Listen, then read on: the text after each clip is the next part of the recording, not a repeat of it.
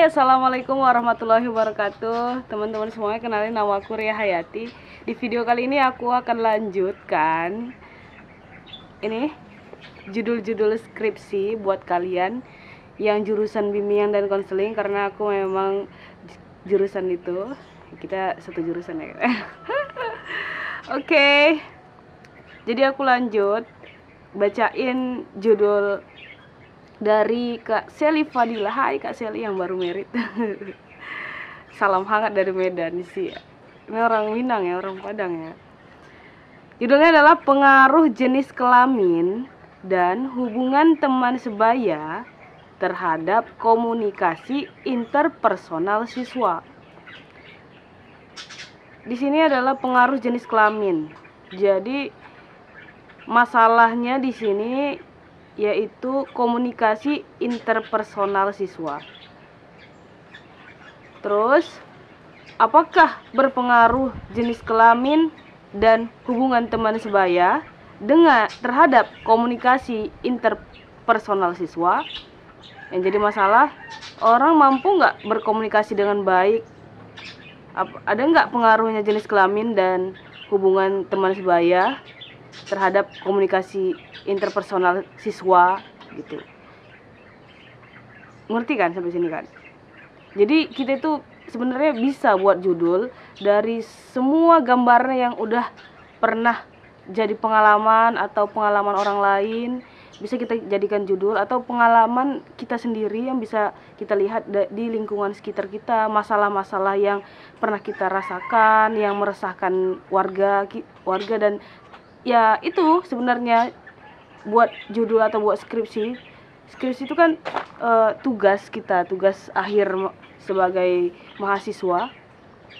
Jadi kalau bisa kita gunakan kesempatan ini untuk menulis skripsi dengan sebaik-baiknya, bukan asal-asal buat skripsi aja untuk mendapatkan gelar strata 1 gitu, bukan. Tapi di sini kita memang berpengaruh, kita memang berkontribusi, kita memang memberikan sesuatu dampak yang memang dibutuhkan oleh keluarga kita, dibutuhkan oleh masyarakat, dibutuhkan oleh siswa, dibutuhkan oleh diri kita sendiri. Itu yang harus kita pecahkan melalui skripsi kita atau riset-riset kita. Dan ada yang nanya kemarin abang itu, jadi kalau misalnya kalian tuh punya masalah nih di daerah lingkungan sekitar kalian, terus kalian mau jadikan judul skripsi, boleh, bisa dijadikan judul skripsi, tapi dilihat indikator-indikatornya, variabel masalah Y-nya, apakah itu memang penelitian kita itu penelitian pertama kali kita menelitinya, atau penelitian kita itu memang sudah pernah diteliti atau sudah sangat sering diteliti. Jadi kita itu harus mengerti dulu apa yang sebenarnya mau kita teliti. Jangan mentang-mentang ada, kayak kemarin abang itu bilang ada kejadian rame nih di YouTube masalah kereta api atau masalah apa ya kan, ya bisa kita jadikan judul, tapi itu menurut saya itu cukup sulit, tapi bisa dibuat kayak apa ya, kayak tetap sesuai dengan acuan buku apa ya, buku pedoman menulis skripsi gitu. Jadi kita itu tidak boleh lari dari penulisan akademik apa nih ya, ini kan kita kan orang akademisi kan, jadi tulisan kita itu harus literaturnya, harus sistemnya harus rapi, teratur, dan sesuai dengan penulisan yang sudah ditentukan. Kalau misalnya kita mau buat masalah itu, bisa kita buat judulnya kayak apa, kemampuan masyarakat dalam mengontrol emosi, atau apa ya, penggunaan media dalam masyarakat, seperti itu. Jadi harus yang lebih mudah juga kita menyelesaikannya. Karena kalau misalnya kita buat judul itu membunuh diri kita sendiri, maksudnya itu apa, bunuh diri kita? kadang ada judul yang merepotkan diri kita sendiri, padahal bisa kita buat judulnya dengan simple dan penelitian kita simple dan bermanfaat. Karena kalau misalnya penelitian kita nggak bermanfaat untuk orang lain, percuma aja kan gitu kita buat. Yang unik-unik, yang menarik bisa, tapi kita itu kalau misalnya yang unik-unik menarik itu biasanya mengarah ke kualitatif. Karena aku backgroundnya S1 S2 kuantitatif, jadi kita itu perlu data, kita itu perlu angka-angka. Kalau kuantitatif itu angka-angka. Kita lanjut ke judul yang selanjutnya, itu judul Bos Asbi. Hai Bos Asbi. Baru nikah juga kawan aku, CS. Judulnya adalah pengaruh pola asuh orang tua dan self-efficacy terhadap tanggung jawab siswa. Sungguh singkat sekali bos, judul bos. Tapi ini ada 2 variabel X1 dan X2 ya. Dan masalahnya itu tanggung jawab siswa. Bisa kita jadikan judul, tapi apakah tanggung jawab siswa ini sudah pernah diteliti oleh orang-orang sebelumnya? Apakah tanggung jawab siswa ini atau masalah ini ada di sekolah tersebut? Apakah memang perlu diteliti tanggung jawab siswa? Sepertinya perlu ya, karena banyak orang yang siswa-siswa yang tidak bertanggung jawab atas perilakunya, atas keadaan dirinya. Jadi ini perlu diteliti juga. Dan yang jadi variabel X1-nya adalah pola asuh orang tua, dan variabel X2 adalah self-efficacy. Oke. Selanjutnya ada judul dari Kak Ayunil Umi. Hai Kak Umi. Kalian bisa subscribe juga channel YouTube-nya Ayunil Umi ya. Judulnya adalah motivasi siswa ditinjau dari siswa yang tinggal di rumah dan kos, serta implikasinya dalam bimbingan konseling. Kalau menurut aku judul Kak Umi nih, masalahnya itu ada di motivasi siswa. Dia masalahnya itu ada di depan. Kalau biasanya kan kita Y itu ada di belakang, ini Y-nya ada di depan. Jadi judulnya itu dari depan ke belakang ya guys. Jadi motivasi siswa ditinjau dari siswa yang tinggal di rumah dan kos ya.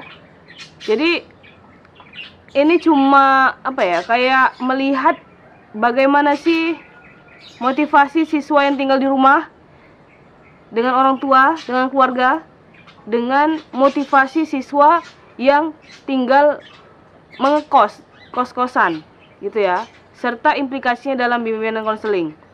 Ini bagus sih, seperti ini judulnya skripsi, tapi kalau menurut aku ini kakak nggak kewalahan menulis judul seperti ini. Kenapa? Karena kita akan meninjau nih siswa yang tinggal dengan orang tua dan siswa yang tinggal kos-kosan. Apakah ada orang yang tinggal ngekos siswa, ya kan? Paling kalau ada pun pasti itu nggak banyak, karena kalau siswa itu dia biasanya tinggal sama orang tua, kecuali memang dia di luar kota. Kalau misalnya penelitian ini ditujukan kepada mahasiswa, mungkin lebih tepat, karena itu akan terlihat perbedaannya. Tapi kalau misalnya siswa SMA, itu masih tingkat pemikirannya itu berbeda dengan mahasiswa kan. Jadi di situ bisa dijadikan judul, kita melihat perbedaan orang yang tinggal dengan orang tua dengan orang yang tinggal di kos, motivasinya bagaimana? Motivasi yang bagaimana nih? Motivasi dalam belajar kah? Ini luas juga kan motivasi. Jadi itu harus buat judul itu secara mudah, duduk gitu loh. Jadi kita itu nggak mengambang, mau berdiri mau kayak mengambang lah pokoknya, kayak ya itulah. Terus selanjutnya ada Bang Ilham Ari. Bang Ilham. Judulnya adalah hubungan kreativitas dan keterampilan berkomunikasi terhadap kinerja guru BK dalam pemberian layanan BK. Jadi di sini ada masalah, yaitu masalahnya kinerja guru BK. Ada nggak hubungannya kreativitas si guru BK ini terhadap keterampilan berkomunikasi dengan pekerjaannya, dengan kinerjanya gitu ya. Jadi masalahnya tetap kinerja guru BK. Dan Bang Ari ini X1-nya itu kreativitas, X2-nya itu keterampilan berkomunikasi. Jadi di sini berhubungan nggak kreativitas dan keterampilan berkomunikasi terhadap kinerja guru BK gitu ya. Jadi di sini si guru BK ini masalahnya ya kan, kita meneliti guru BK-nya. Guru BK ini kalau misalnya dia punya kreativitas, terus dia bisa bagus berkomunikasi, itu ada nggak hubungannya gitu ya, biasanya berhubungan itu. Mungkin itu aja yang bisa aku sampaikan dari judul-judul aku tadi. Itu sepertinya judul teman-teman aku itu bagus-bagus sekali guys, dan kalian bisa jadikan sebagai rujukan variabel-variabelnya, dan kalian bisa mencari artikel-artikel di jurnal dan di internet dan semuanya lah, bisa buku-buku sekarang udah mulai gampang untuk mencarinya. Dan itu aja dari aku. Assalamualaikum warahmatullahi wabarakatuh. Bye.